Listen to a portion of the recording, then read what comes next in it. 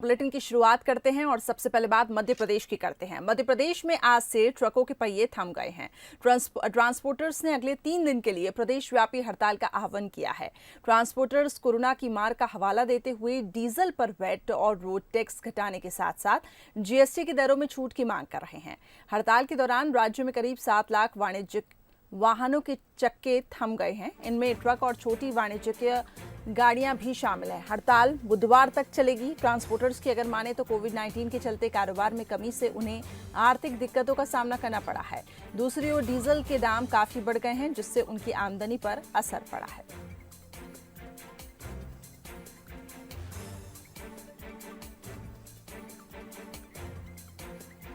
वहीं इस हड़ताल से आम लोगों की दिक्कतें काफी बढ़ गई हैं। रोजमर्रा की जरूरी चीजें, दूध, फल, सब्जी, दवाइयों की सप्लाई प्रभावित होगी और इनके दामों में इजाफा होगा। लोगों को इसके चलते परेशान होना पड़ सकता है।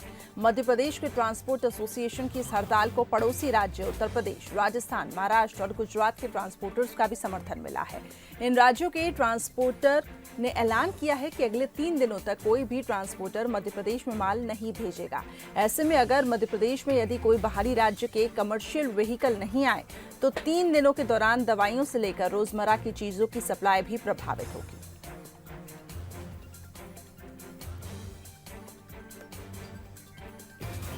चलिए, इस खबर पर अधिक जानकारी के लिए हमारे संवाददाता आकर्ष जुड़ चुके हैं। आकर्ष, मध्य प्रदेश में आज से ट्रकों की हड़ताल है, तो ऐसे में कौन कौन सी चीजें प्रभावित होंगी और आमजन इससे कितना प्रभावित हो सकते हैं?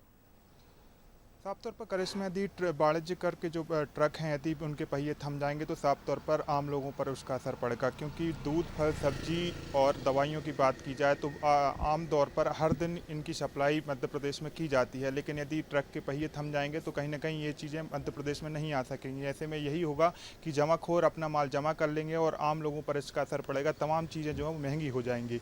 अब बात करते हैं कि ट्रक एसोसिएशन ने आखिर ये फैसला क्यों किया, क्योंकि कोरोना काल लंबे समय से चला आ रहा है। ऐसे में कई दिनों तक हमने देखे थे कि ट्रकों के पहिए थमे रहे थे।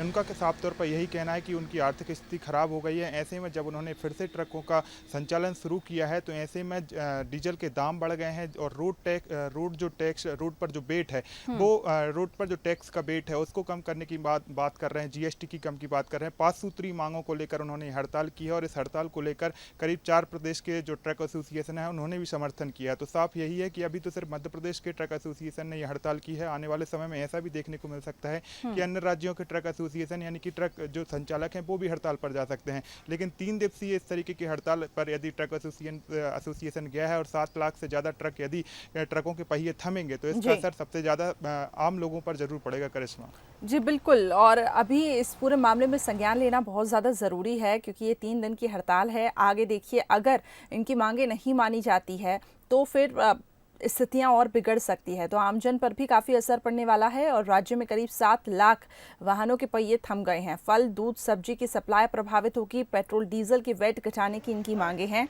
और इसके चलते अब देखिए महाराष्ट्र और गुजरात का ट्रांसपोर्टर्स का समर्थन भी अगले 3 दिनों तक ट्रांसपोर्टर्स को मिलेगा।